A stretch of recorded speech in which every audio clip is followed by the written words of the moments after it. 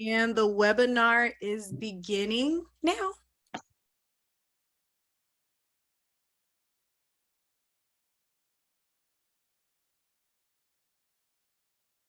Good evening. My name is Joel Cope, and I serve on the board of the Mableton Improvement Coalition. I would like to welcome you to the forum on cityhood, both for and against.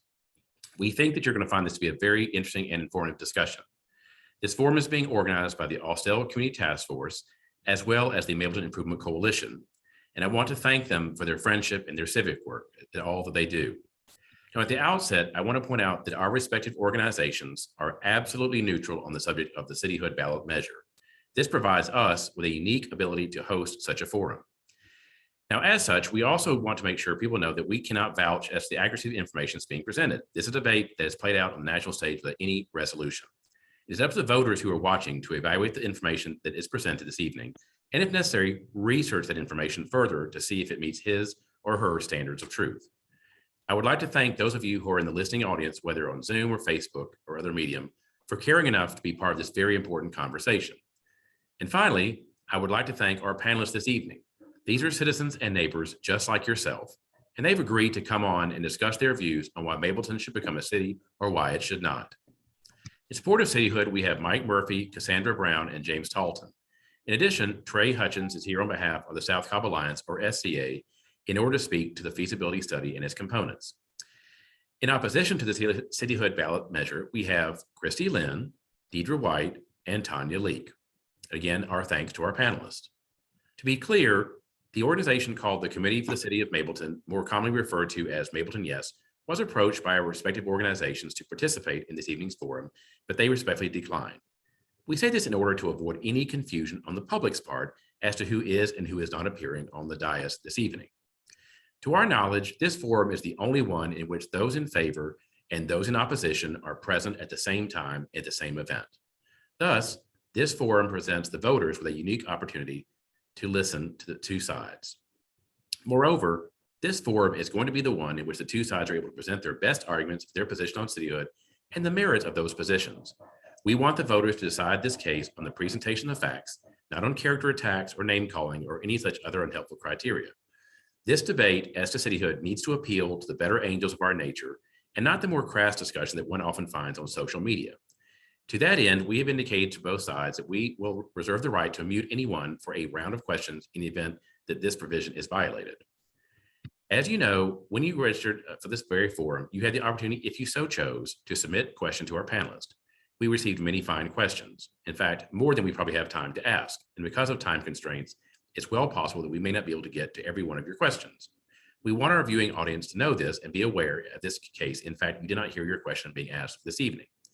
In addition, the questions that are being asked have not been shared with any of the panelists ahead of time, regardless of which side they occupy.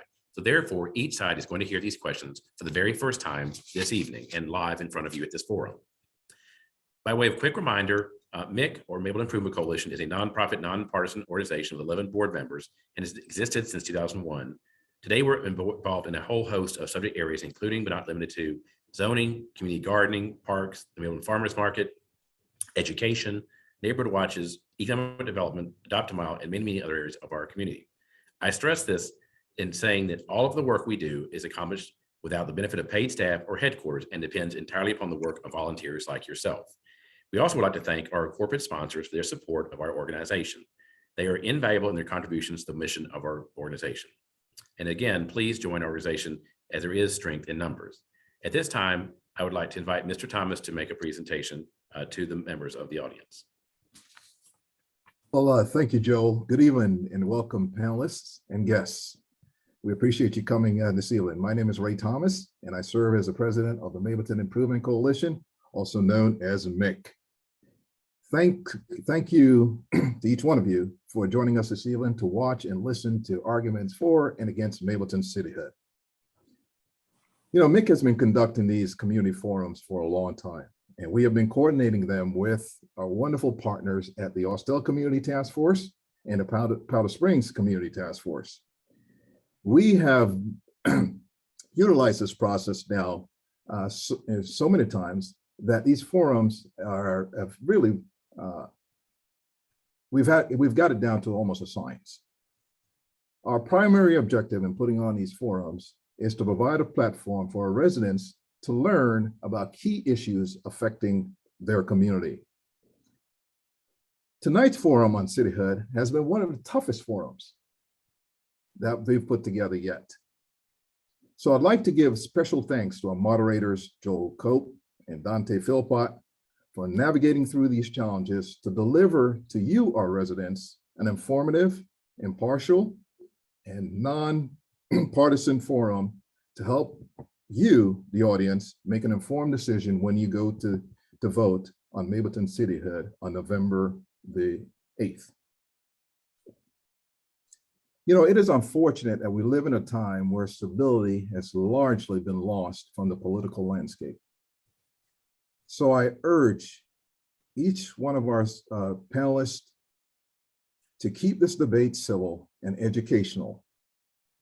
I would also like to urge you that others outside of this community are watching and listening.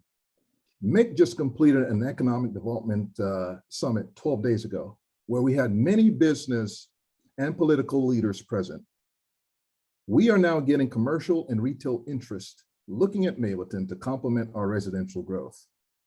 Many of you have expressed on social media your frustration about the lack of quality restaurants and other retail options in our area.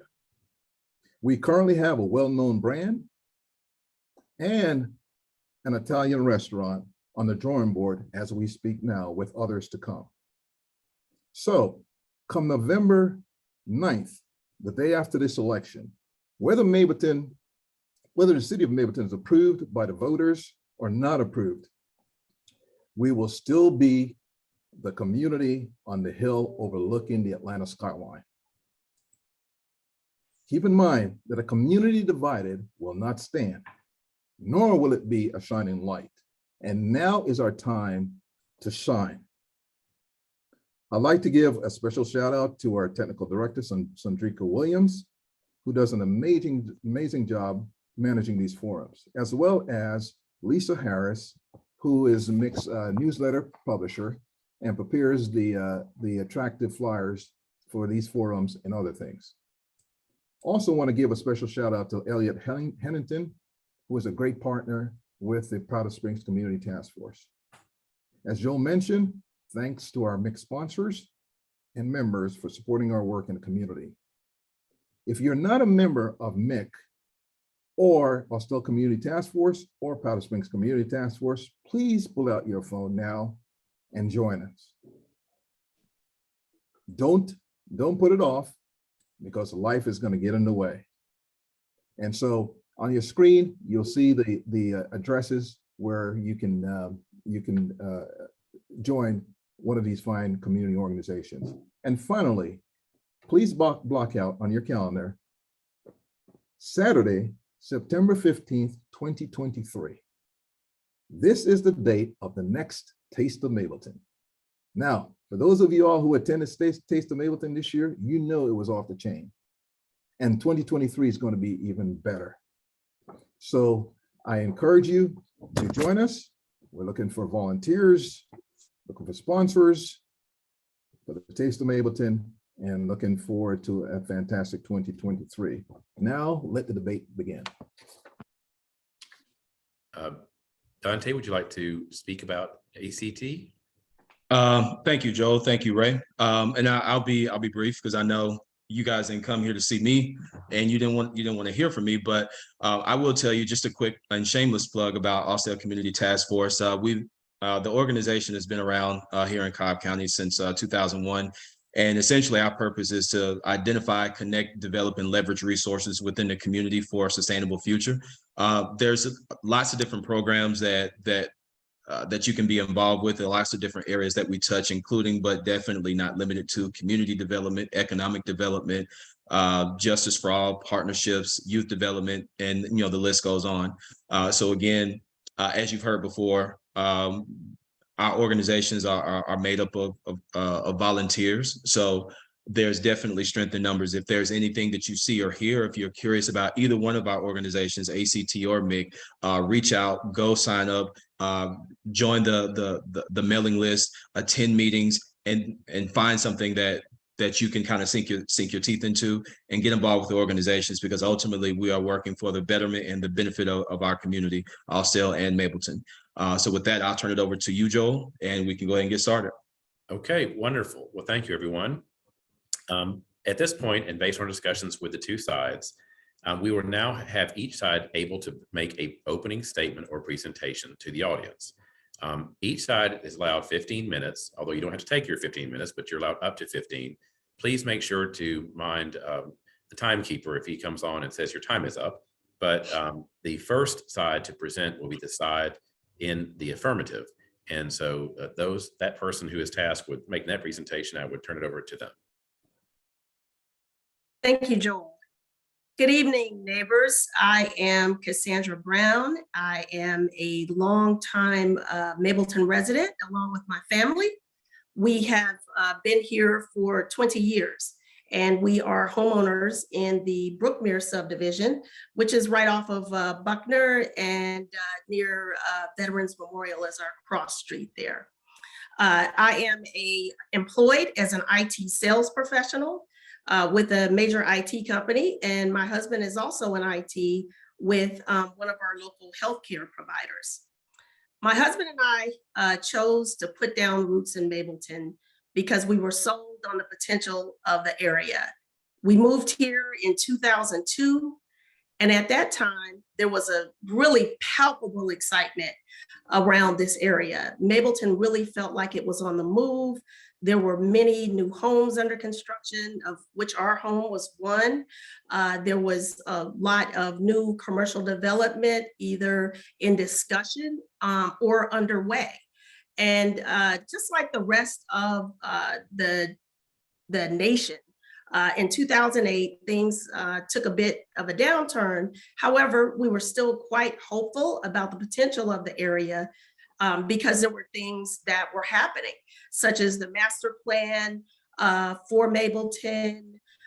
There were quite a few different splash initiatives that came along that were proposed and actually passed. So as a result, there was money that was being spent towards parklands, sidewalks, promised school facility improvements, and the like.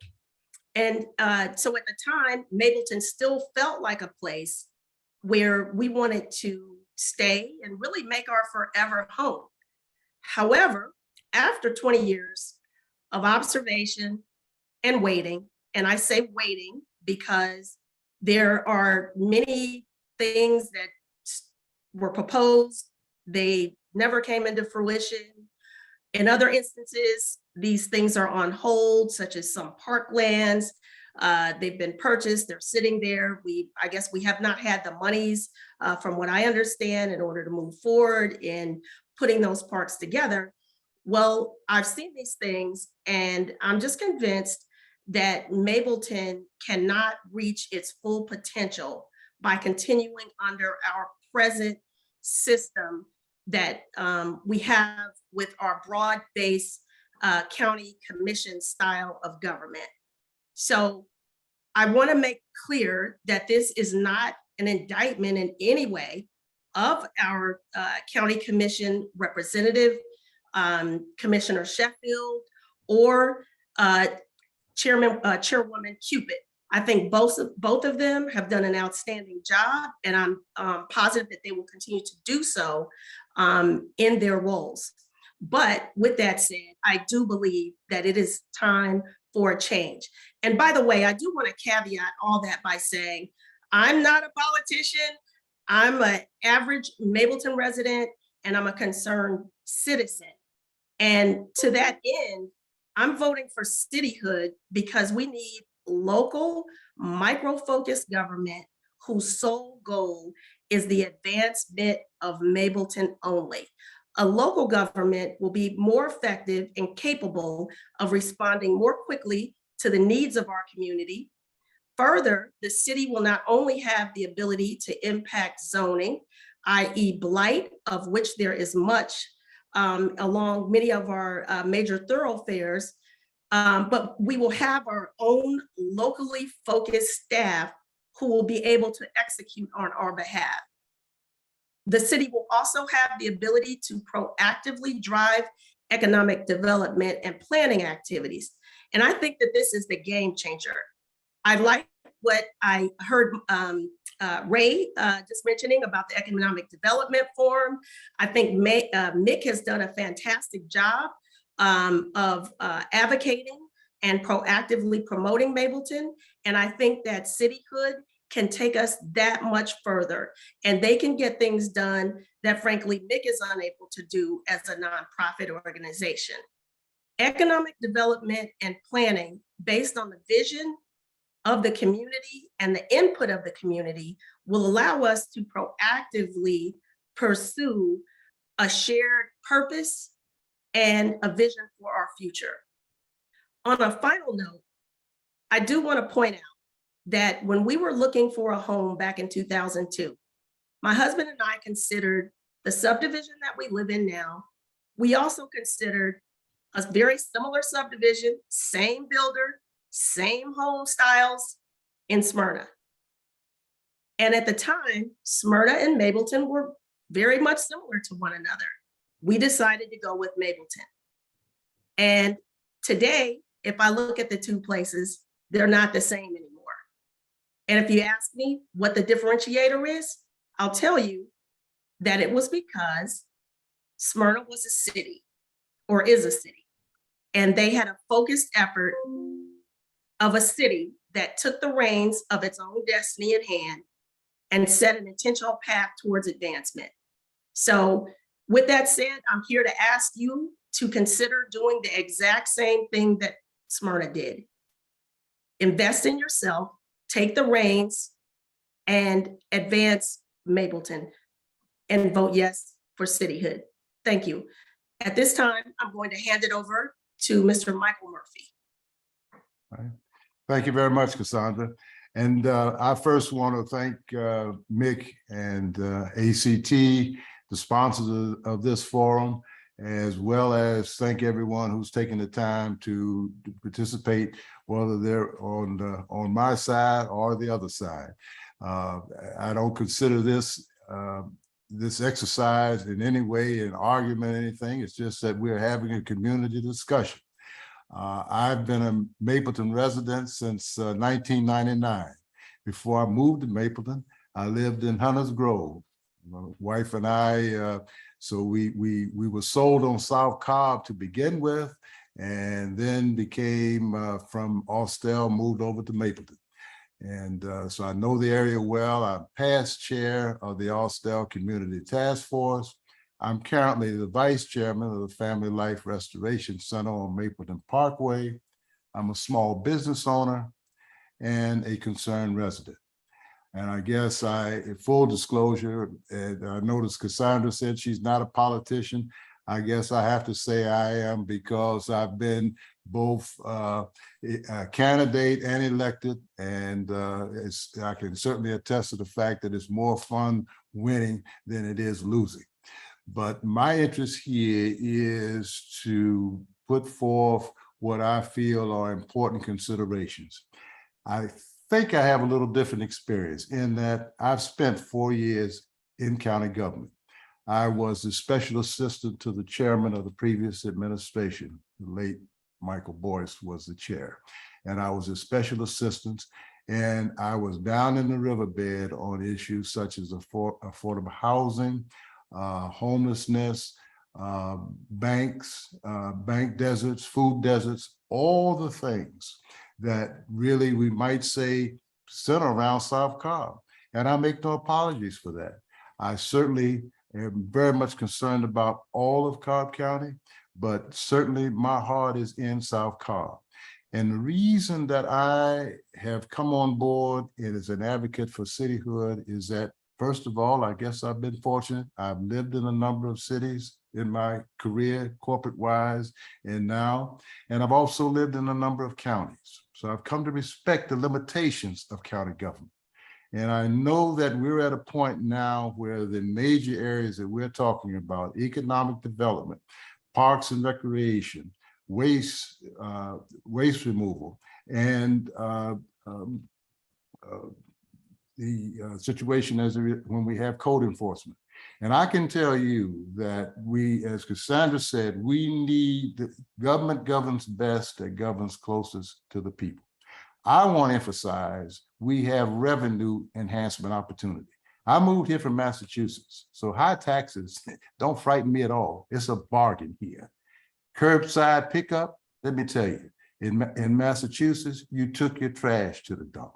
It was good for candidates because in a matter of a few weeks, you met your neighbors and everyone that you wanted to vote for you. But now it's different, obviously. But I simply say that, for example, we're missing out on a land bank opportunities, which would equal affordable housing. Affordable housing equals economic development. I believe that with the county's work, along with the city, hopefully ours, we can come together and take advantage of parcels that right now are vacant and on the tax rolls. And certainly, please verify that. Don't hesitate to check with our tax commissioner, who can tell you that we're missing out on some tremendous opportunities. The other side is I've talked to too many small businesses who have been not bullied, but certainly have been given the runaround from the county when it comes to getting their permit. And I would simply suggest that when you open a business, you've got your heart and soul and your money into it. Each day delayed is a day denied. The other point is, I would tell you, and all you got to do is take a ride along Buckner, you'll see plastic bags that have been sitting out there for over a month. Difference between trash gathered and trash spread around should not delay in collection and pickup. I'm saying when you have government closest, we know that you're close by to deal with. And I would also say near and dear to me is the fact that Cobb County has no business at this point. We should not be landfilling our trash. We have opportunities to be able to look at wasted resource projects that can provide revenue for our community. So I just feel that this is the time, and it's really for those of my fellow residents who are satisfied with where we are now, it's an easy vote. But for those who have expectations and aspirations, I'd like to see a 21st century community center. I would like to see major improvements on veterans, transportation on veterans, improvements on Mableton Parkway. And finally, I guess I have to say that I'm reminded of a Chinese proverb that says, if you do not change direction, you'll continue going the way that you're going. Thank you. And at this time, I'll pass the baton over to James Talton. Thank you, Cassandra. Thank you, Mike. Thank you, Mick, as well as ACT. Thank you for all of those that are listening today, as well as even if there are some of our government officials. I first want to commend our Cobb County Commission for the work that they've done over the years. I'm very proud of them. And truthfully, I support them, even though I support Cityhood.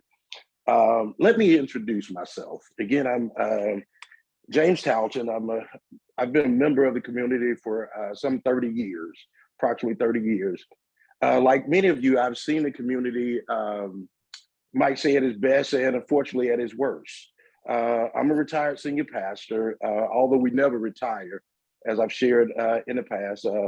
I'm also educated in degrees in community and international economic development, which is urban studies, as well as religious studies. I'm also a state licensed builder, as well as a developer that's actually built infill lots in Mableton, as well as looked at developments for development opportunities in Mableton. I've worked behind the scenes on all levels of government. I've worked with state, city, county, as well as local development. So I have a lot of knowledge and input as it relates to doing various things. One of the last major projects I worked with the late council member Ivory Young, who was the District 3 council member for the city of Atlanta. And that's the west side of Atlanta district. So I and community neighbors actually came together in order to craft a master plan entitled Revised West Side for the revitalization of the west side of Atlanta, which many of you may know and see now as Bellwood Quarry and other things that are going on in West Midtown, English Avenue, and other communities, Grove Park and Center Hills in the west side of Atlanta. But I wanted to pretty much give a history of Mableton. And let's talk about Mableton for a moment. For many of you all, you might not be familiar, but Mableton was founded in 1843 by a gentleman by the name of Robert Mable. And Mr. Mable's intent in developing Mableton was to bring a community together in which all residents would be able to live and grow equally. And he'd done a lot of great things as it surrounds education as well as farming and agriculture. He was responsible for even allowing us to get a post office here in Mableton, as well as other things like the railroad, for instance, stopping. The railroad was actually one of the first railroad depots to exist outside of Atlanta coming west. And a lot of people don't know that history about Mableton. Oh, Mr. The other thing, Mr. Talton, yeah. I apologize. I think the red light has just come on. So I'm Okay. afraid we have to stop at this point. My apologies. Okay, that's fine. That's fine. And okay, well, I have no choice but to accept. Thank you. Okay. Thank you for the opportunity. Thank you so much. Dante, Okay. you want to introduce our next group of speakers? Absolutely. So thank you for those that spoke in the affirmative. The next up will be those speaking in opposition. I'm not sure who's going to be the designated speaker, or okay, is that you, Christy? Yeah. Okay, so yes, so we will have Christy Lynn speaking in opposition. I think you have a presentation prepared. You want us to go ahead and throw that up? Yes, please. Okay. So Chandrika she'll be controlling the slide movement. So whenever you're ready to go to the next slide, just simply let her know, next slide, please, and she will continue to move forward. So I'll turn it over to you, and you have your 15 minutes. And just as a bit of housekeeping, when you see green, you're good to go. When you see yellow, you got 3 minutes left. So that's for you to wrap it up. And red, of course, means time is up. I will talk as fast as I can. Up to you. Go ahead. Okay, so I'm Christy Lynn. I am a resident of South Cobb for 15 years. I live in unincorporated Smyrna. And when I heard about the Mableton Cityhood movement, I had heard about it, over the years, but much like I heard about the other cityhood movements in Cobb County, I didn't think it applied to me because I don't live in Mableton. When Vinings had their cityhood movement earlier this year, I thought, oh, how interesting from them. And I kind of watched it. And then, when I found out that I was within the map of Mableton, that was a surprise to me. And a lot of us felt disenfranchised. The traditional Mableton footprint is 40,000 people, but the map is 78,000 people. When we asked around, it was hard to get clear answers about why our area was included. And then when we started to look into the reason, so Preserve South Cobb was founded by some folks who felt disenfranchised and not represented because we were being drawn into these lines, much like if I had been drawn into the lines of Vinings, I would have said, well, I don't live in Vinings. Why are they drawing me in their map? I had the same reaction to being drawn into the map for Mableton. And so Preserve South Cobb is a non-partisan ballot committee that's sponsoring the Vote No to Mableton Cityhood campaign, because as we looked into the issues and some of the promises that were being made, it seemed like this measure at this time really is not in the best interest of anyone in the South Cobb area. And so I just want to address briefly some of the promises that have been made and some of the issues. And I know, we all kind of, I don't want to give the impression that we don't think that there have been inequalities and inequities previously in the South Cobb area, like within Cobb County. I think that previous administrations, maybe that there's a valid point that the area has been neglected compared to other areas in the county. But in January 2021, Lisa Cupid, who was previously the District 4 Commissioner, became the chairperson. And she said, in an interview on WABE earlier this year, that, part of why she ran for office was that she wanted South Cobb to have a seat at the table in the whole county. And so, I feel like what I want to do is look forward. So yeah, maybe 5 years ago, things were not moving in the right direction. But but I think if we look at things in the context of where we are now, and especially since January 2021, when Lisa Cupid came into power and the Democrats took over control, I think we can see that things are moving in the right direction. And to Ray's point, if we're moving in the right direction, does it really make sense to change? And so the first claim that I want to address is this claim that cityhood can happen without raising taxes.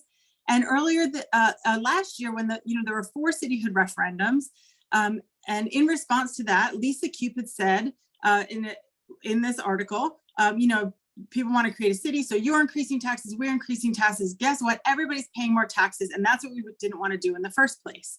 And so the county has signaled that taxes will likely go up as a response to the loss of revenue from the money that is allocated to the city to provide services. And I think this is a good time to mention that the other 3 cityhood referendums in Cobb County were voted down this year. So we are not alone in saying that cityhood, and in particular, the city light model that's being proposed, is not the right option for Mableton at this time. When we compare to places like Smyrna, I think the difference there is that Smyrna is a full service city, and they have money and tax revenue and lots of budget to allocate to different projects to make it grow the way it is. And this city light option will raise taxes without a lot of benefit. Next slide, please. So this is from the city charter itself, and this discusses that the city council shall by ordinance shall establish a millage rate for property tax. And so that just says that, of course, they can set the millage rate at 0, but then they can set it higher and they can raise taxes without a vote. And the city charter has this, so the city charter is House Bill 839 that we'll all be voting on this fall.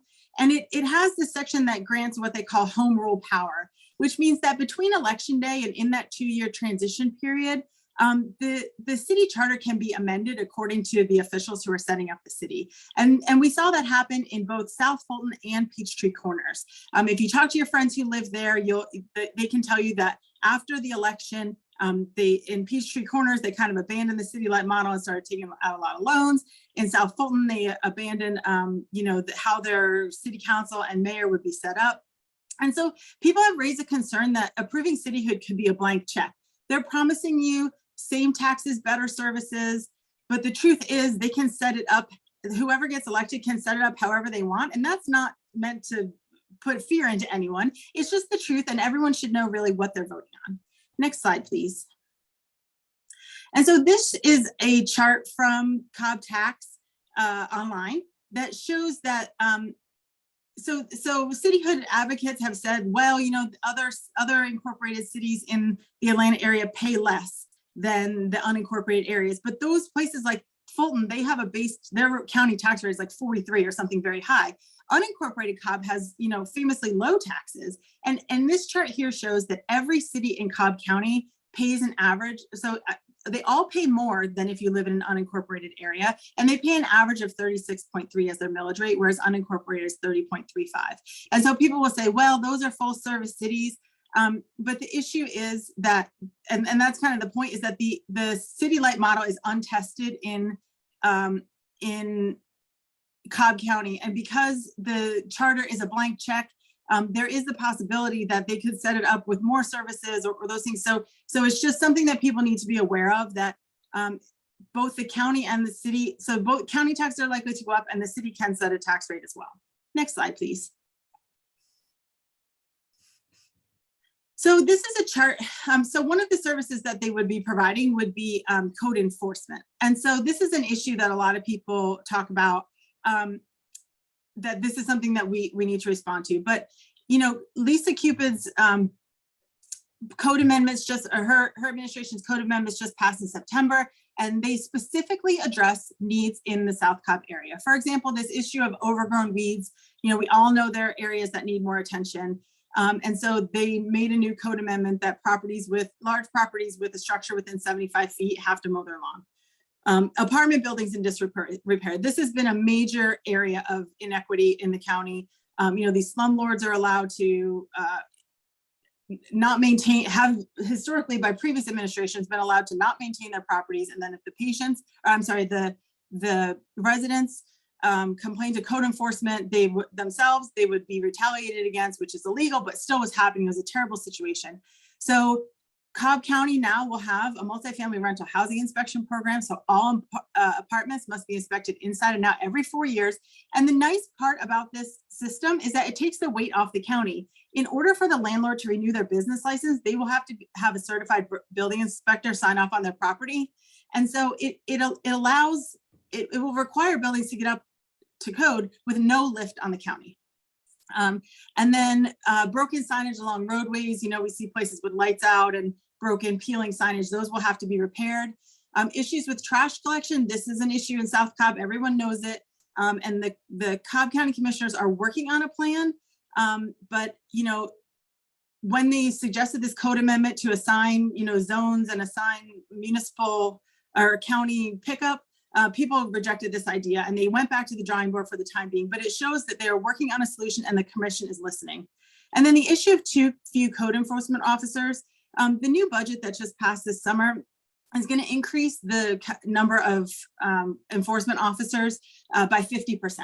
So, we have these new code amendments, we have more resources being thrown to it. I think we should give it time to work and see where we are in a couple of years and see how it works with the county commission and that we have now responding to this issue. Next slide, please. And then the issue of zoning, planning, and community development. People have said we need local control over zoning, and the county just approves everything so they can get the tax dollars. There were things on Nextdoor about that just this week. And the reality is that MIC and ACT are already working so hard on listening to the community and making recommendations to the Planning Commission and the rest of the commission to make recommendations that are in the best interest of the county. And I did a look back to January 2021, and I could not find any examples where zoning decisions were being forced on South Cobb by the rest of the county. When MIC and District 4 Commissioner wants something approved, it gets approved by the rest of the county, and the opposite is true as well. And recently there were commercial site denials of an auto zone, a request for a parking lot, and just last month, 2 storage facilities. And we have to realize that in some of these issues, these businesses that are coming in, it's because of a permitting issue. So if the land is already zoned for what could be a tire store and a tire store comes in, that's a business license issue. Zoning is not going to stop those businesses. That's more about economic development and attracting attractive businesses. Next slide, please. And to that end, there was an article in the MDJ last year with Commissioner Sheffield where they were talking about her first year in office. And she said that she's moving the ball forward on rebranding South Cobb and that it's a process that's moving along well. And as Ray said, we have businesses that are, 2 new restaurants that are willing to come. There was this this economic forum that MIC started, their inaugural session just last week or just last month. And so these things are already happening and progress is happening in the right direction. Next slide, please. So we also have concerns about missing infrastructure costs. At the county forum in August, it was mentioned that there's land proposed to build a city hall. But so there's land, but the feasibility study itself just mentions renting facilities, and it doesn't mention construction, operation, or maintenance costs and how those would be financed. Next slide, please. Another issue that comes up commonly is people saying, well, if we don't incorporate Mableton, we're just going to get pulled into Smyrna or Austell. But the reality there is that you cannot be annexed against your will, except in very rare occurrences. But basically, the neighborhoods that recently got incorporated into the Smyrna city limits did so at the specific request of those subdivisions, and they had to have a vote that had to pass at least 60% of the people in there. So this idea that it's inevitable that you're going to get annexed into another city is just not a reality. Next slide, please. So these are our reasons to vote no. We want to keep taxes low. We want to avoid this risk of blind check spending after Election Day while the transition is in place. The new code amendments and the 50% increase in officers will address many of the concerns of South Cobb residents. We already have local control of zoning via our commissioner and the input of MIC and ACT, who are acting in the best interest of the residents. That annexation of your neighborhood is not inevitable into an existing city. You can remain unincorporated, and that's what I want. I don't want to become Smyrna. I just want to stay unincorporated. And at this point, there's just too many unanswered questions about some finances and long-term plans that we can't really get into in this 15 minutes. And that the city-light model is unproven, that the 3 other city hoods in Cobb County were voted down in 2020. And reversal of cityhood would be very difficult if, it somehow does not keep the progress going. If we stall or, things get changed around, it'd be very difficult if people are unhappy with the process. And we mostly, we believe that we now have the commission on the side of South Cobb. As the other folks said, Commissioner Sheffield and Chairperson Cupid are doing a great job, and we now have representation on the board. We have a county government that's looking out for the needs of South Cobb. And so at this point, maybe 5 years ago, it might have made sense when this whole thing got started, but where we are now, the progress that we've made just doesn't make cityhood to make sense at this point. And that's why we think you should vote no to Mableton cityhood. I believe that's my last slide.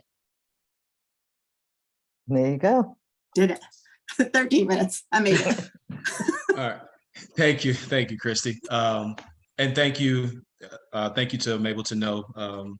I affectionately refer to you guys as Mableton No. Thank you for your presentation. And again, thank you to the advocates again for putting the information out there. So at this point, and we're actually right on time. At this point, we're actually going to move into our Q&A section. So Joel, I'll kick it over to you, and you can kick off the first question, and we will proceed through because we are not lacking any questions for both sides of the cityhood argument. So Joel, I'll kick it to you, sir. Okay, wonderful. Thank you, sir, very much for that. Again, these questions came from the listening audience, and again, none of these questions were shared with anyone prior to this being asked. And these are questions that both sides can speak to. How will the cityhood effort impact the school system, if it will? And Joel, who is that posed to? That was a question to both. We'll just start with, I guess, the yes folks first, and then we'll go to the no folks. Perfect. And just a bit, again, just to reiterate, so you'll have 90 seconds to answer the questions as thorough as you can within those 90 seconds. And if there's a reason or a need to rebut, that'll be another 30 to 40 seconds. So just keep that in mind because we're going to try to get through as many questions as we possibly can to get that information out to the community. So go ahead. I don't know who's designated to answer the question, but go ahead. Okay, I'm James House, and I'll actually answer that question on behalf of those that are in support of cityhood. To our knowledge and understanding, right now, cityhood would not affect our school systems because, of course, cityhood is only designated to zoning, parks and recreation, as well as code enforcement. It will actually, in truthfully, cityhood efforts would probably benefit our school systems because it would allow it for us to concentrate on parks and green space, which of course we know that our kids need nature, things of that nature, in order to be able to have a better learning environment.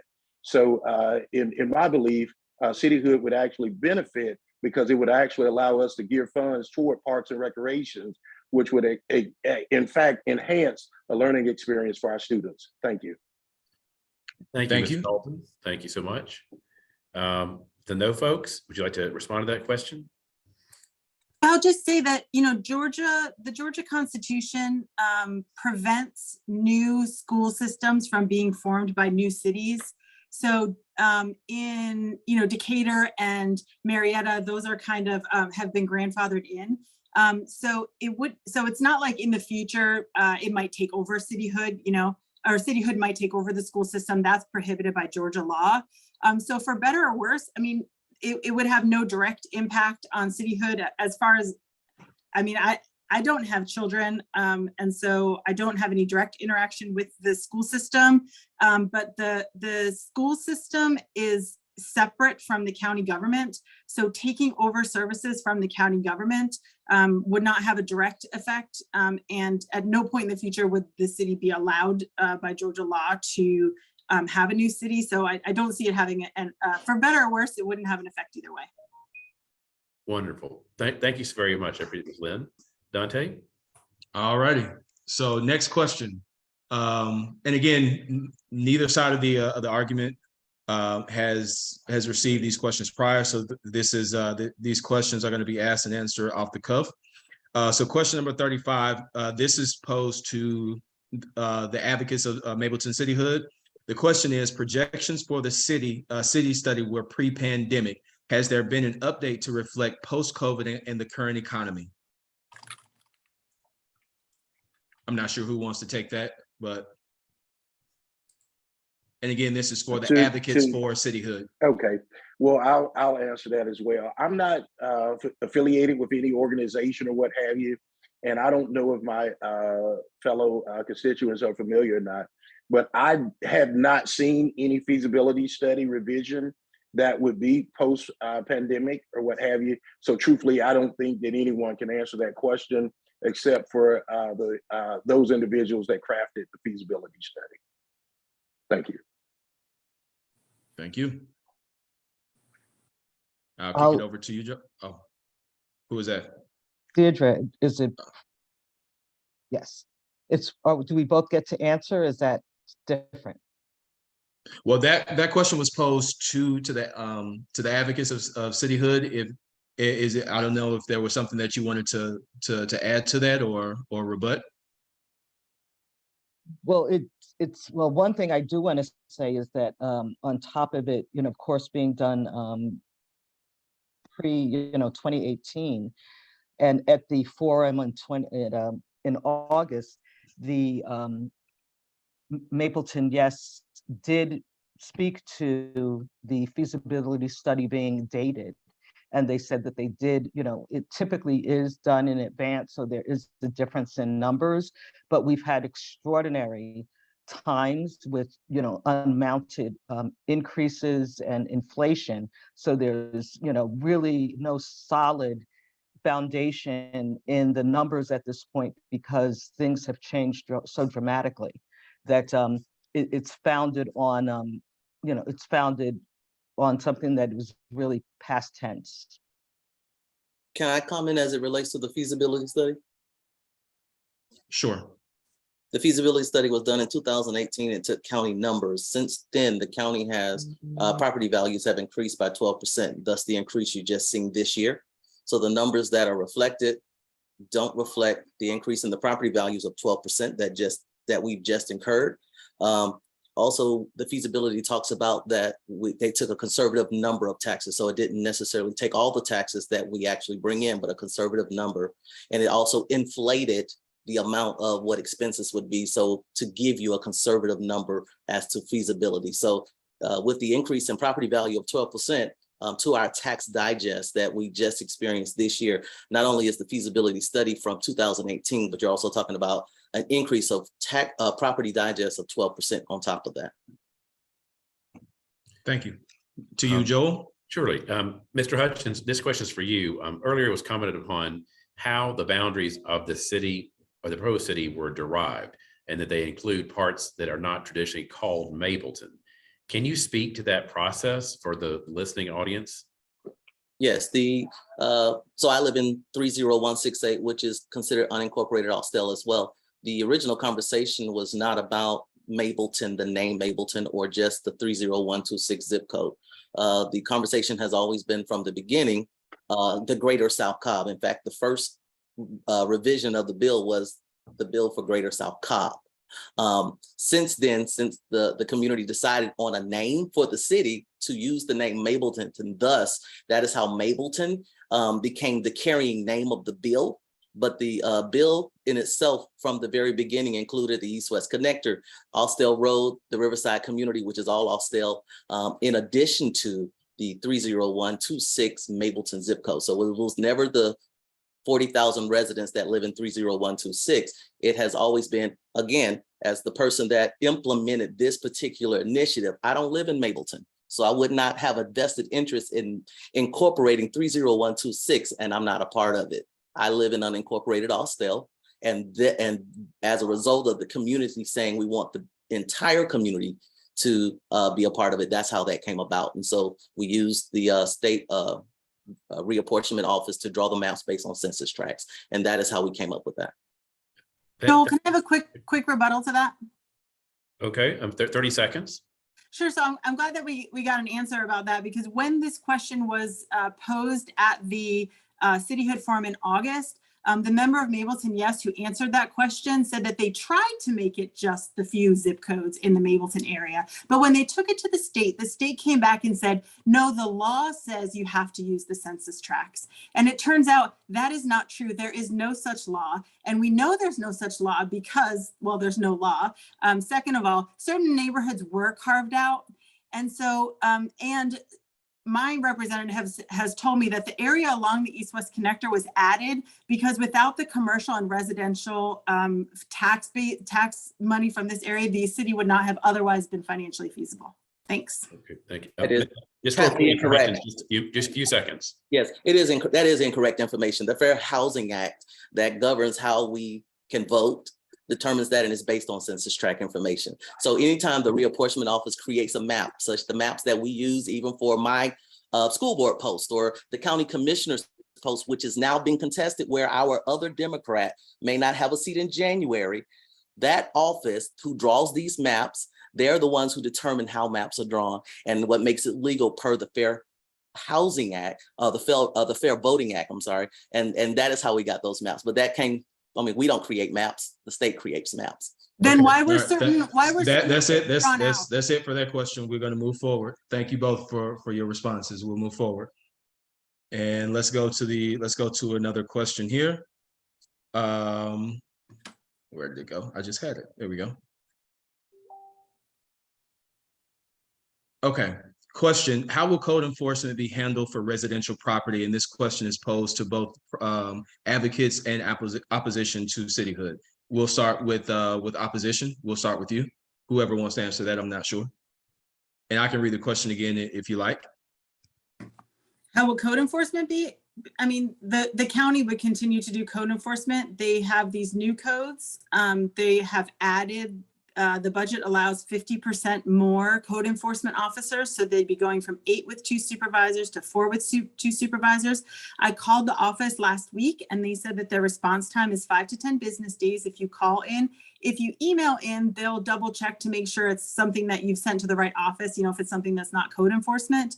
But the good news about, like I said, about the multifamily rental apartment or the multifamily rental program is that it takes the burden off. Like, this is a big code improvement for our area. And it takes the burden off of the county because it puts the burden on the landlords to get themselves certified by a certified building inspector in order to renew their business lease. So that's a big code improvement that's going to make a big improvement for a lot of people. But the other thing I think that we need to talk about is people in the community taking more responsibility for their property, including small business owners. So I think we need to have conversations with some business owners about the issues. Like, there was this place along the east-west connector, for example, that during COVID, I think when they were doing emissions, they were like wiping down the inside with wipes, before they got in people's cars. And then those were blowing onto the sidewalk along east-west connector. And I went to that business and I mentioned to them, hey, I think this is happening. And it got better. So we just have to talk to each other. We don't need code enforcement knocking down everybody's door, telling them, you're in this code violation and giving people fines or threatening them with code violations. If we can just come together as a community and build ourselves up and take care of our community. Thank you. And to the advocates, same question, since it was posed to both sides. I'll read the question again. How will code enforcement be handled for residential property? Okay, I can respond.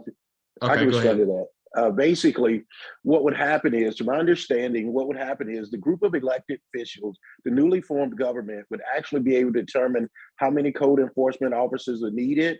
They would also be able to authorize those code enforcement officers to deal with cases in which individuals are not receptive to their neighbor as it relates to taking care of their properties, as well as fencing, debris, various things, including small business or what have you. One of the greatest challenges when it relates to code enforcement is individuals that actually wind up building structures, things of that nature, or doing things that actually go against the laws of the county.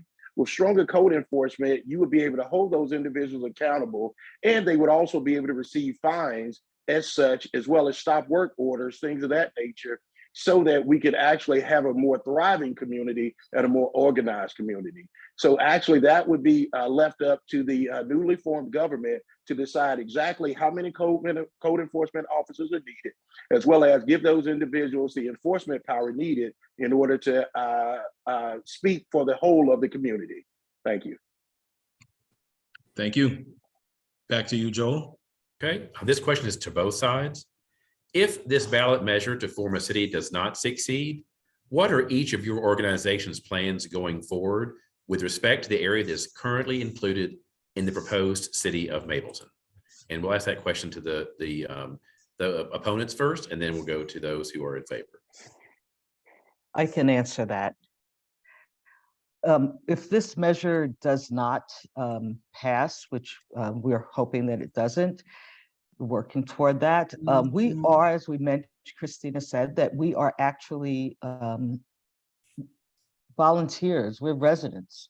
We are part of the community, but we will, just continue with our lives and really look to support the efforts that Mick is doing and support the commissioner and the chairperson in making the community better, which I had, was part of their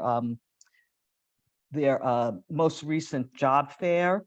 I've come out to a lot of community events in support of the elected officials and what they are doing. So as a concerned citizen, I would step up and continue to work with the elected leaders that are working to make the improvement in the city.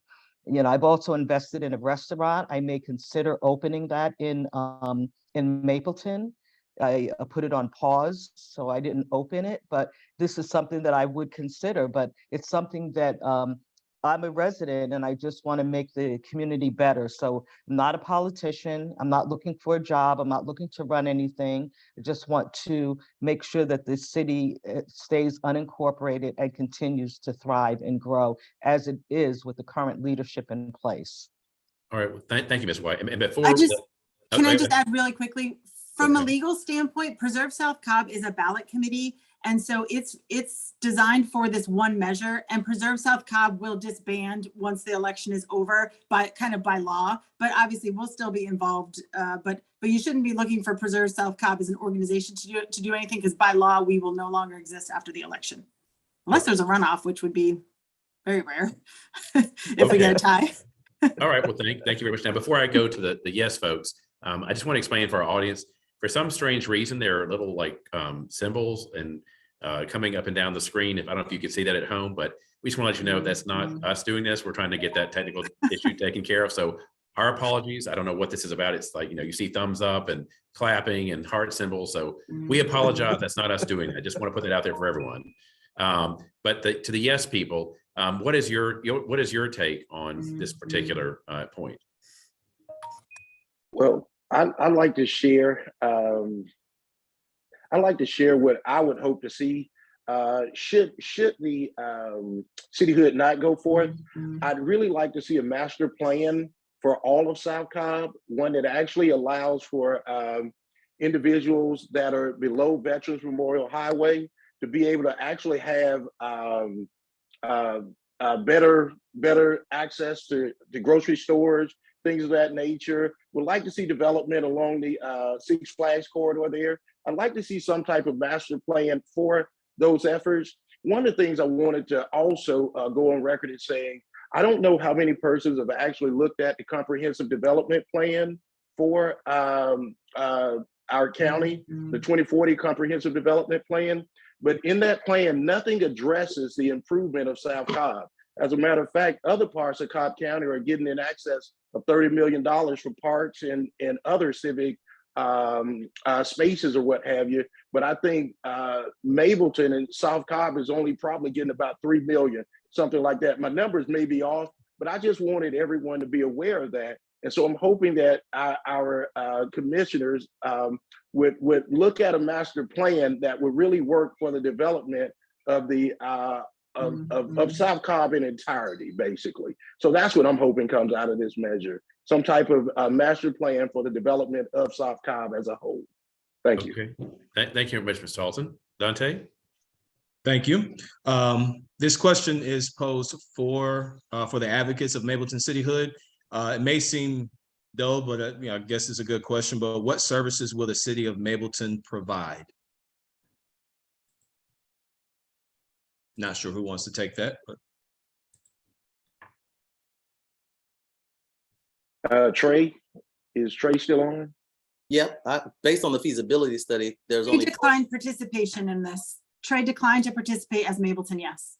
well, let me stop you there. Trey is not representing Mableton. Yes, Trey is here representing South Cobb Alliance to speak to the details of the feasibility study. So based on the feasibility study, 4 services were studied, would include zoning, code enforcement, waste management, and parks and recreation. In addition to that, by state law, you also take roads. And so those will be the services that were considered feasible under this current feasibility study. Thank you. Joel, to you. Okay. Actually, I have a question. I'm sorry. I have a question about his statement.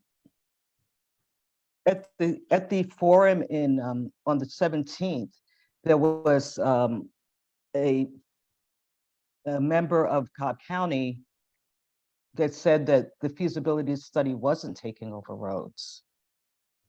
And there's a clause in that was never mentioned. That's never been mentioned. It's always been sanitation, code enforcement, parks, and zoning. So when did roads become part of this? And this is where the question is. It's like there's so many unknowns. There's so much misinformation that it's difficult to vote on something that keeps changing from month to month. Okay, we'll let Trey answer that question since he's speaking to the feasibility study.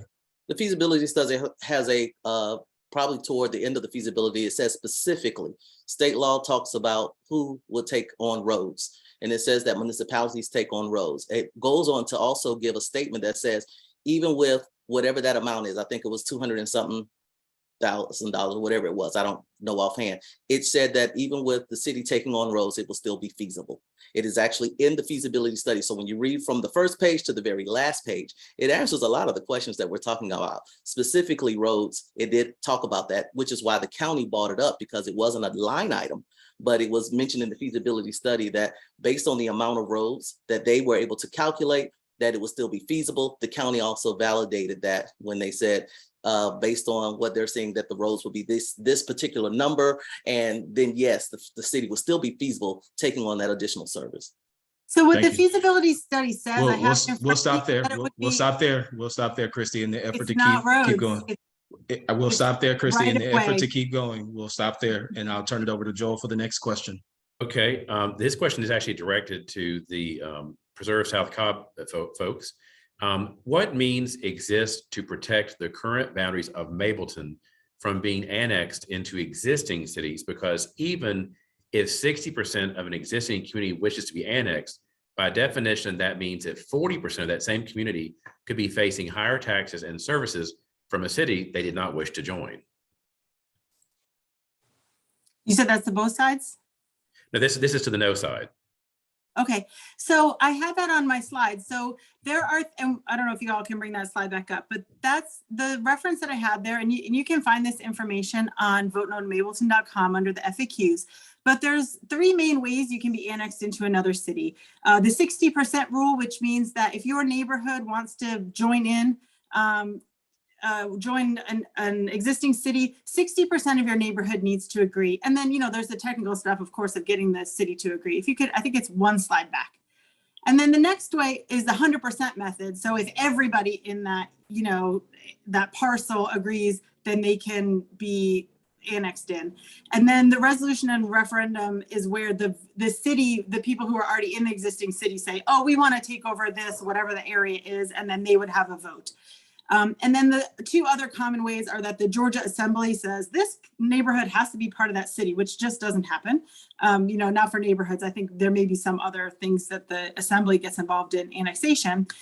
Or if there's an unincorporated island. So if your neighborhood was the only neighborhood and every neighborhood around you became incorporated into Smyrna, then you'd be an island, and how would the county get to you to give you fire? And so those are rare circumstances, but you cannot be annexed against your will. If you don't want to be part of the city of Mableton, or the city of Smyrna or city of Austell, you and your neighbors can vote no. And it's actually a harder bar to pass than cityhood. You'd have to have 60% of your neighbors agree to join the city. And so it's not true that folks will get annexed into these existing cities against their will. So the protection is that you have a vote. Okay, great. Thank you so very much, Ms. Lynn. I do appreciate your answer. Dante? All right, next question. This is for the advocates of cityhood. It says, have any new cities been created that did not impact taxes? I'm not sure who wants to answer that. You guys can decide.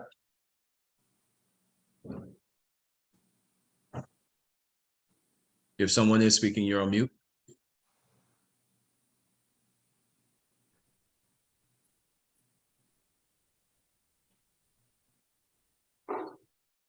Actually, Well- Trey, is this a question that you can take based on your review of, based on your review? Oh, the feasibility study, yeah. I mean, Yes. there, of the last 12 cities that incorporated, even the one that we talked about, Peachtree Corners being a city light model, they have 10 of them are tax neutral. 2 of them raise taxes because they are full service cities, police and fire, things of that nature. We actually have cities that have actually rolled back lower than the millage rate out of the last 12 cities that have incorporated. So if you go on the South Cobb Alliance website, there is a page that talks about that and those different cities that have actually rolled back taxes and have kept it tax neutral. And then there's also, again, 2 cities, with South Fulton being one of them that was mentioned here earlier, full service city because they have police, fire, government, court systems, the whole 9, so full service city. Tax intensive cities tend to roll up, tend to have to raise taxes. Those that are requiring limited services are usually getting limited tax dollars, and they don't have to roll up the taxes to do that. So Thank you. just a quick rebuttal to that. Fulton County's base rate is, I think that their county millage rate is 43 something. So even if they pay a little bit less, even a point or 2 less, our unincorporated rate is 30. So yeah, they paid a little bit less, but they still require more money to run the city. You still require more tax revenue to run a city than to stay in an unincorporated county. If you're starting with 46, yeah, it might be easy to back down. But when you live in an unincorporated, and when you live in a county like Cobb, where our taxes are notoriously low, there isn't enough wiggle room to say realistically that you're going to be able to roll that back or even keep it the same. Thanks. Based on the Thank you. feasibility study, it would be cost neutral with a surplus of $3 billion based on our feasibility study. That also doesn't include the monies that were coming in from Fair rules or no? capital expenditures such as the purchase of parks and things of that nature. Once you take all those numbers out, your the money that we will have left over is still feasible by several $1 million. Right. Okay, thank you. Yes, was welcomed to. We'll and move on declined from the this question. invitation. All parties will move on from this question, and we'll keep it moving to try to get as many questions as possible out there. Thank you both for the answers and the rebuttal. Joel? Yes, exactly. All right, so this is a question that's directed to both of the sides here. What are the plans to provide Mableton with a more modern facelift with the restaurants, parks, coffee shops, and retail? And this question again is to both sides. So if you could speak, I'll give that question to the yes side first, and then we'll go to the no side. As it relates to the yes side, right now, that's the challenge, and that's why Cityhood is desired, because right now, currently, there is no master plan. There is no plan, not in the comprehensive development study, not in any study that I've seen out there, but there is no plan for the improvement of South Cobb. Thank you. Okay, thank you, sir. The folks on the no side? May I say What? something? Oh, yeah, please go. I wanted to just bring up one of the clauses in the referendum actually speaks to community improvement districts.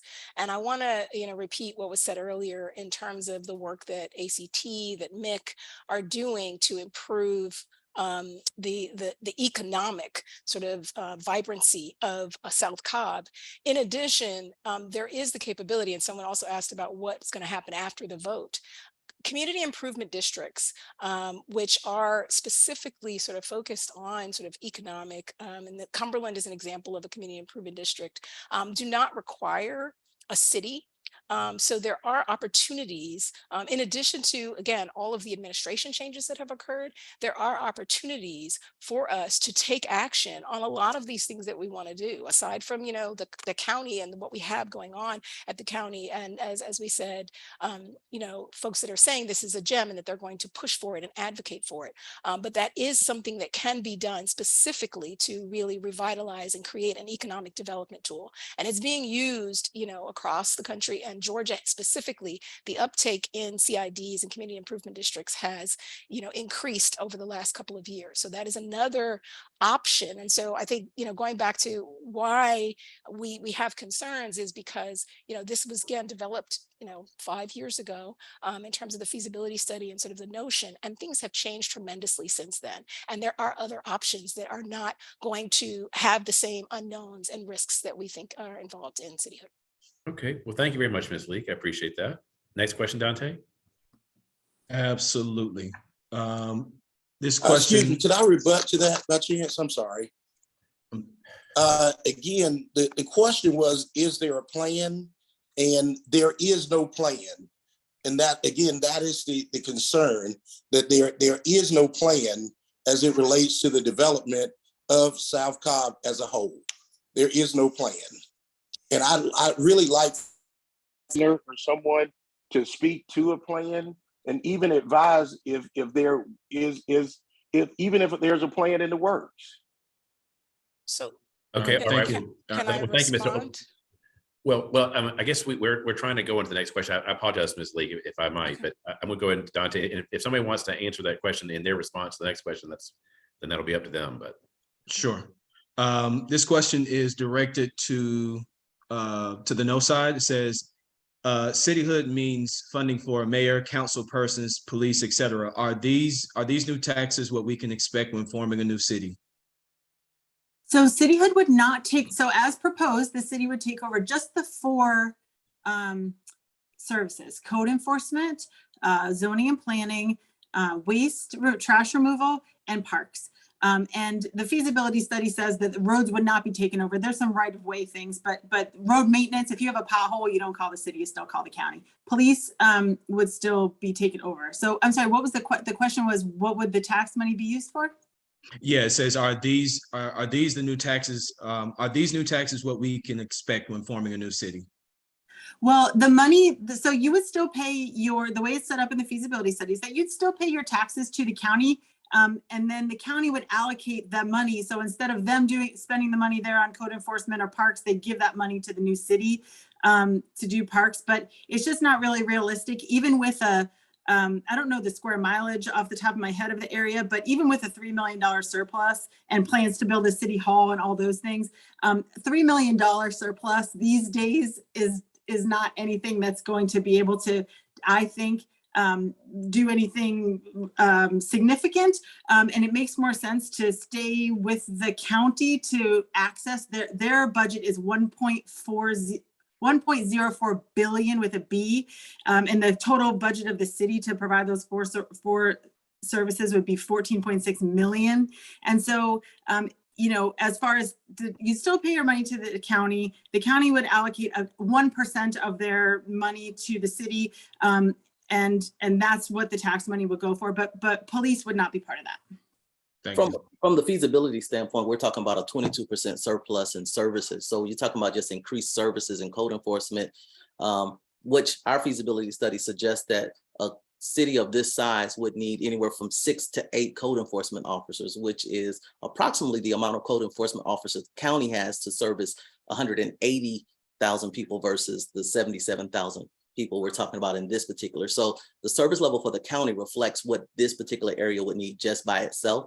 So police is not one of the services, as Christy mentioned, but when we're talking about parks and recreation, it's $11,000 or so to purchase all of the parklands in our property. But as far as management of the parklands and of our recreational facilities, there's a number that is estimated for that based on what the county currently is spending in this area. The feasibility study takes numbers that the county is currently already providing.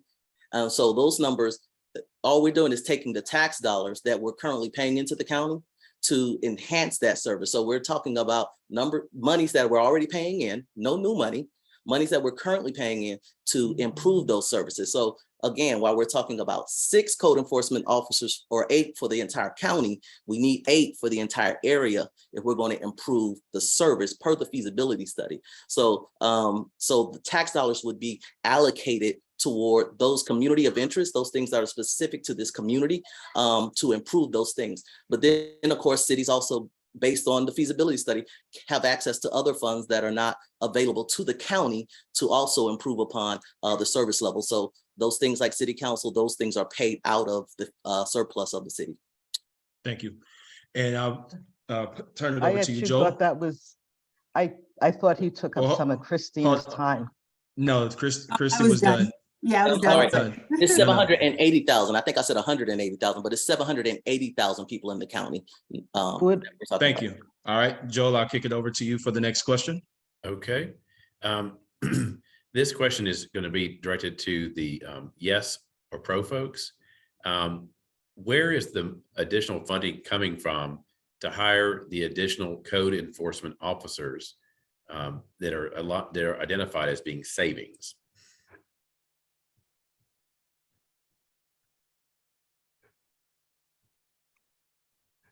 Can you repeat that, Joel? Yes. The question here is, where will the funding come from to hire more code enforcement officers for the proposed city and based on the savings that are supposedly achieved by Cityhood?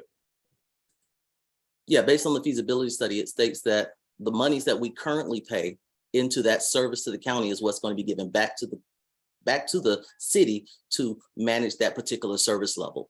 So when we're talking about increasing the level of service, those other funds that come in that cities draw down are also part of what creates a surplus. Now, the feasibility study, again, is a conservative study. So it did not include all of the tax dollars that actually come into this area. It just kind of gave you basic tax roll. Six Flags Special Service District that we talked about down in the Six Flags area, I think we saw it on Christie's slide, they pay 3.5% more in mills than anyone else in the county. So none of those numbers were really allocated toward the feasibility study. So again, we're talking about a very conservative study where they chose bottom line numbers, not necessarily every dollar that we can draw in, but then it also took a very conservative estimate of what franchise fees and other fees like that the city would also be able to bring in. But again, we're talking about hotel taxes and all these other fees that the county currently receives that this area would get. We haven't even talked about part of Parks and Recreation, the amphitheater, and the funds that come in from the amphitheater. Those things will now be in the city's control to manage those particular service levels. We talked about that in the meeting with the county as well. What does that look like as far as those additional revenue sources and how it helps to make sure that the city can have money to improve services? Okay, all right. Just a quick rebuttal to that. Yeah. As far as code enforcement, the service level provided from the county is being increased. They're going from 8 to 12 code enforcement officers. They're already increasing. They are responding to the need for more code enforcement officers by increasing by 50%. My position is that we should, I come from a science background where you hold one thing constant and you see what happens. If you change a bunch of things, you don't know what made it better, right? So we have a change being made. They're hearing us, they're working on it. We just need to give them a little bit of time. Let me give you simple math for code enforcement. May I? We say 12.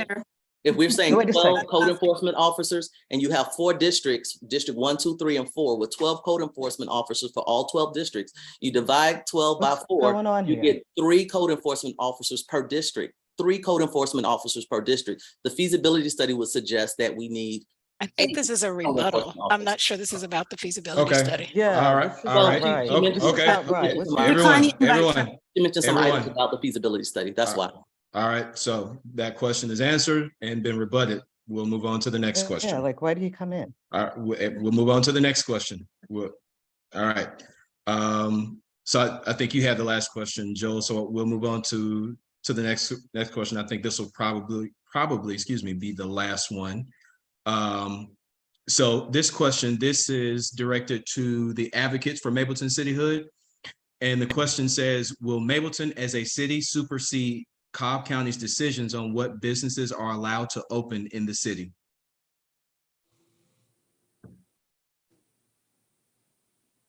I can respond to that. Yes, with Cityhood, the group of elected officials actually would be able to put forth legislation that will actually determine what type of businesses would be able to come into our area. And again, that would be specifically to our area. So they would deal specifically for the South Cobb area and be able to have oversight for what type of businesses are able to come into our community. Thank you. Thank you. Can I do a quick rebuttal to that? Sure. So as we've mentioned before, you know, the Battery area of Cobb County is a perfect example of how it takes more than just code enforcement and zoning to develop an area. If that area could have seen that kind of economic development and growth with just coding and zone enforcement, they would not have spent nearly $400 million of taxpayer money via a bond and an ongoing cost of $15 million to the county. It's not enough to just take over code enforcement. You have to attract businesses with things like tax incentives and other incentives to bring in businesses. It's not I would love to hear the name of a company that says, we'll come to Mableton as soon as they take over zoning and code enforcement. There's just no companies that are stopping because of that reason. There needs to be more economic development, more economic resources, and we can get that by working with the county and accessing their $1 billion budget. Thank you. Okay, actually, I think, Dante, we may have time for one more question, but we'll be very quick with this one because we do want to wrap this up. And that last question here is right to the yes folks. What areas of the existing zoning do you plan on changing? And is it your plan to increase density in the new city if it is enacted? Again, this is directed to the yes people.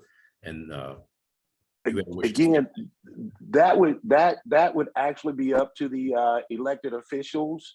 The elected government, specifically for our area, would be able to craft a master plan that would be geared specifically toward our community and be able to, with that master plan, be able to use various incentives, various means by way of grants, land bank, things of that nature in order to sort of encourage development to our area.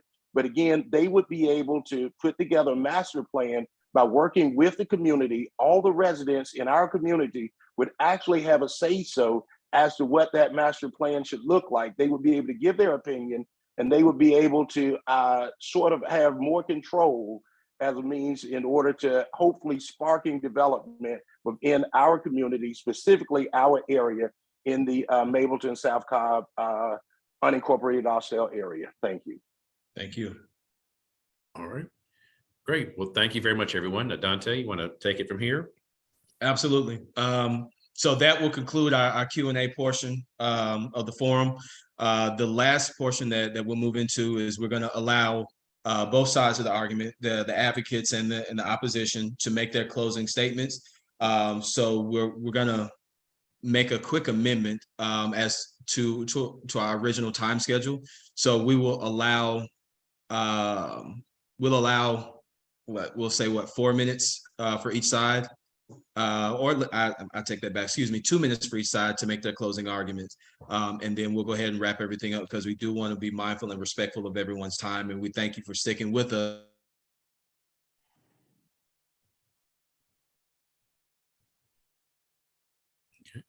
All right, since I think the Mableton yes folks got to go first, this time, how about the Mableton no folks get to go first for the closing?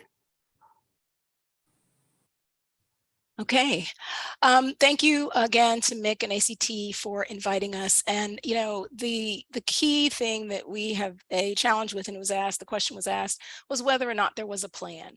And our concern is that the feasibility study being done so long ago, the questions that we have that seem to have sort of different answers, there are so many unanswered questions, whether it be about finances or about the services that are being delivered.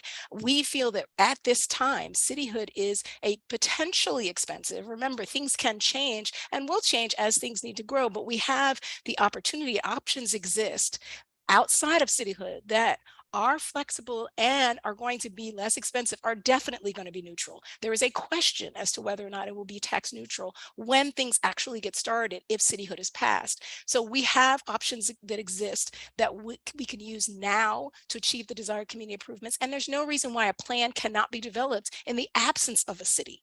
That is still an option for us. So again, our concern is that Cityhood is a risky experiment with a potential risk of failure. And given the level of cost and unknowns, it seems to be overkill, given the environment that we are in today with an administration that is supportive and the options that are available to us. All right. Thank you very much, Ms. Leak. I appreciate that. Now, 2 minutes for the folks who are advocating for the Cityhood initiative. Here's the case. Right now, Cobb County and our state are at war. I don't know if anyone saw the news tonight, but they're actually at war over district maps, things of that nature. So we currently don't know how long this administration will be able to make the decisions they're making because, again, they're at war. Cobb County currently has no master plan for the redevelopment of all of South Cobb. Only the Mableton Town Center area. That means there's not any guidance basically for individuals to come in and help develop our community. The other thing is Cityhood would actually provide a mechanism to revitalize residential and commercial areas in order to improve the quality of life for all of South Cobb. It would also provide tax equity, meaning that more local dollars will able to be spent in our local community. Better restaurants, job centers that provide higher paying jobs, possibly tech jobs is even a possibility. The federal government is actually giving dollars that we would be able to actually apply for and get those dollars to improve our community. An improved community identity would also be able to take place with South Cobb. The other thing is, remember, Cityhood would create a small group of elected officials and city staff to assist with improving the quality of life for all of South Cobb, not just Mableton or unincorporated Austell, but all of us as a whole working together in unison in order to improve our community. I must also say in closing is that Cityhood actually is like life.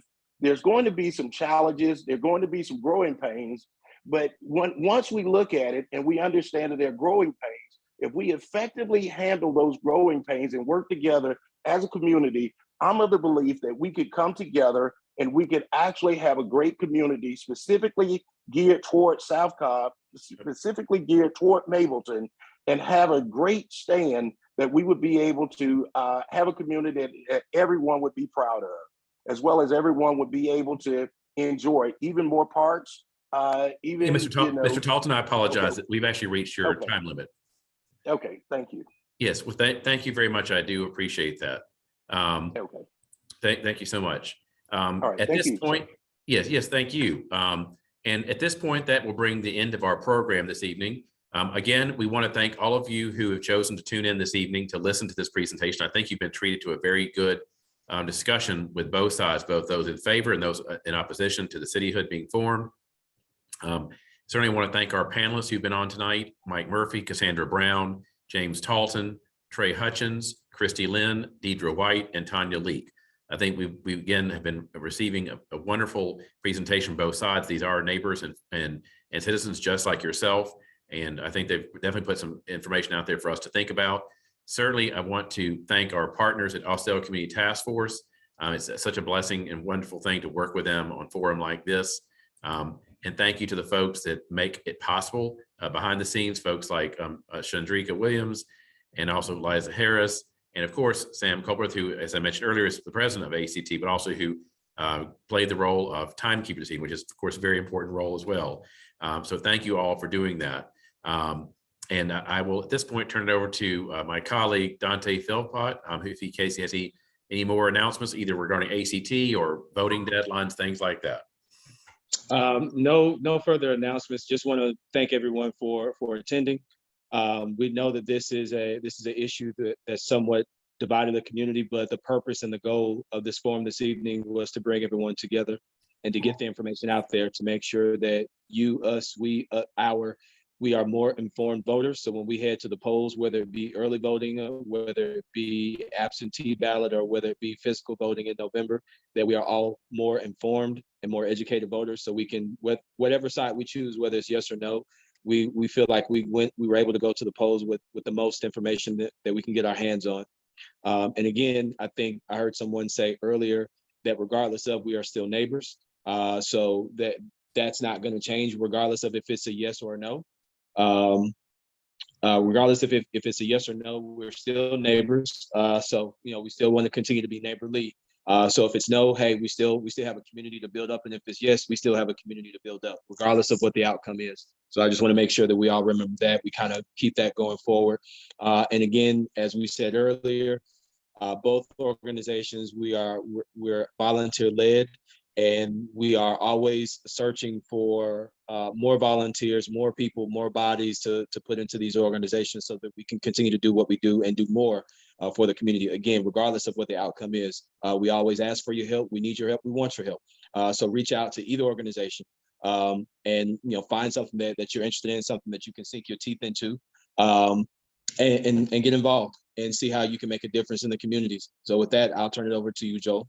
Sure. And I guess just one last reminder, everyone, whatever you do, however you feel about this issue and the candidates out there, please make sure to vote. Early voting begins October 17th. That is next Monday, which will be here before you know it.